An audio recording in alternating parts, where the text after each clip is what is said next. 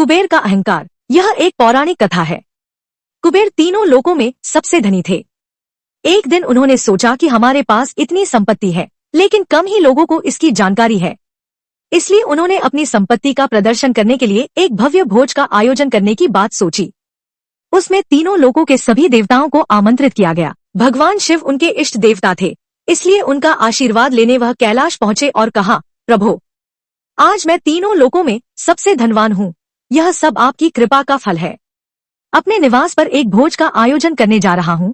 कृपया आप परिवार सहित भोज में पधारने की कृपा करें। भगवान शिव कुबेर के मन का अहंकार ताड़ गए। बोले, वत्स, मैं बूढ़ा हो चला हूँ, कहीं बाहर नहीं जाता। कुबेर गिड़गिड़ाने लगे, भगवान, आपके बगैर तो मेरा सारा आयोजन बेकार चला जाएगा। तब शिव जी ने कहा, एक उपाय है।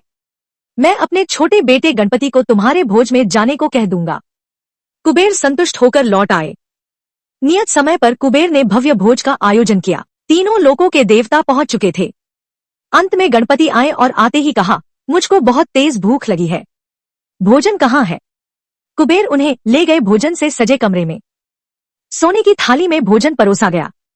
क्षण भर में ही परोसा गया सारा भोजन खत्म हो गया। दोबारा खाना परोसा गया, उसे भी खा गए। बार बार खाना परोसा जाता और क्षण भर में गणेश जी उसे चट कर जाते। थोड़ी ही देर में हजारों लोगों के लिए बना भोजन खत्म हो गया, लेकिन गणपति का पेट नहीं भरा। वे रसोई घर में पहुंचे और वहां रखा सारा कच्चा सामान भी खा गए, तब भी भूख नहीं मिटी। जब सब कुछ खत्म हो गया तो गणपति ने कुबेर से कहा, जब तुम्हारे पास मुझे खिलाने के लिए कुछ था ही नहीं तो तुमने मुझे न्योता क्यों दिया था? कुबेर का अहंकार चूर चूर हो गया।